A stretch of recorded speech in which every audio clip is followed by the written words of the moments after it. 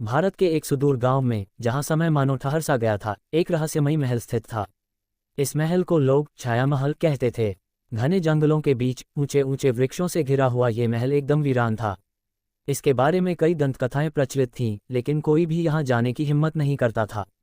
कहते थे कि जो भी महल के अंदर गया वह कभी लौटकर नहीं आया। कहानी की शुरुआत। इस गांव में एक युवा लड़का आरव रहता था। उसकी आंखों में सपनों की चमक थी और दिल में अनंत साहस। वह अपने दादा दादी से बचपन में छाया महल की कहानियां सुना करता था। आरव को कहानियों में गहरी रुचि थी और वह हमेशा सोचता था कि महल के पीछे का सच क्या है। उसके दोस्तों ने उसे कई बार महल से दूर रहने की चेतावनी दी, लेकिन उसका जिज्ञासु मन मानने को तैयार नहीं था।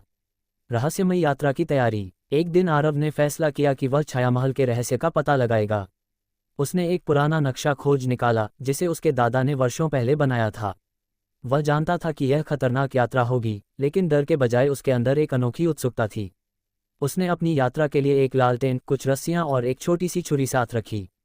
महल का पहला दर्शन। आरव ने जैसे ही महल के मुख्य द्वार पर कदम रखा, उसके रोंगटे खड़े हो गए। महल के विशाल द्वार पर जंग लगी हुई थी और दीवारों पर अजीबोगरीब चिन्ह बने हुए थे। जैसे ही उसने दरवाजे को धक्का दिया, एक जोरदार आवाज हुई और दरवाजा खुद ब खुद खुल गया। अंदर की हवा ठंडी और भारी थी। महल के भीतर का वातावरण डरावना था। चारों ओर मकड़ियों के जाले, धूल की मोटी परत और दीवारों पर लगी पुरानी चित्रकथाएं थीं। हर कदम पर उसकी धड़कन तेज हो रही थी, लेकिन वह रुकने को तैयार नहीं था। पहला रहस्य। महल के अंदर प्रवेश करते ही आरव को एक रहस्यमयी आवाज सुनाई दी, जैसे कोई फुसफुसा रहा हो। उसने चारों ओर देखा, लेकिन वहां कोई नहीं था।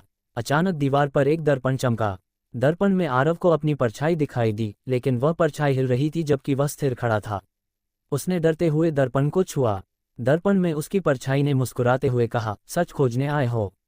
फिर तैयार रहो, क्योंकि यह महल तुम्हारे साहस की परीक्षा लेगा। भ्रम का जाल। आरव ने जैसे ही आगे कदम बढ़ाया, उसे महसूस हुआ कि वह एक ही जगह पर घूम रहा है।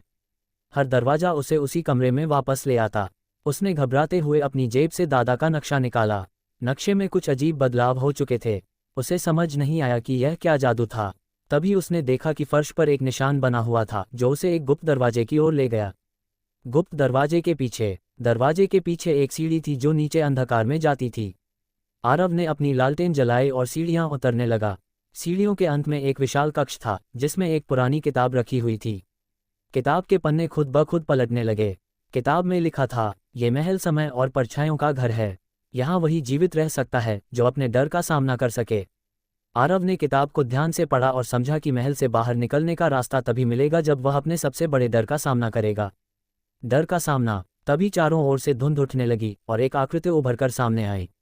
वह आकृति आरव की ही थी, लेकिन उसकी आंखों में नफरत और डर झलक रहा था। वह आकृति उसकी कमजोरियों और डर का प्रतीक थी। आकृति ने कहा, तुम इस महल से कभी बाहर नहीं जा सकोगे। तुम अपने डर के गुलाम हो। आरव ने गहरी सांस ली और दृढ़ता से कहा, डर मुझे नहीं रोक सकता।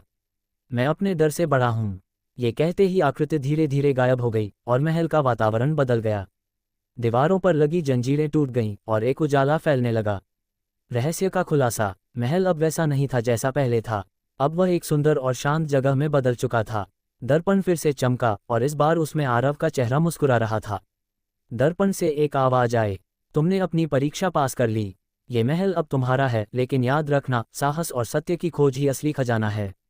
समाप्ति। आरव महल से बाहर निकला, लेकिन वह अब पहले जैसा साधारण लड़का नहीं था। उसने अपनी जिज्ञासा और साहस से न केवल महल का रहस्य सुलझाया, बल्कि खुद को भी समझा।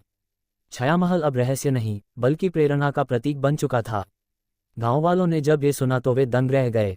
अब छाया महल डर का नहीं, बल्कि साहस और आत्मविश्वास का प्रतीक बन गया था। आरव की कहानी पीढ़ियों तक सुनाई जाती रही और छाया महल का रहस्य अब एक प्रेरक गाथा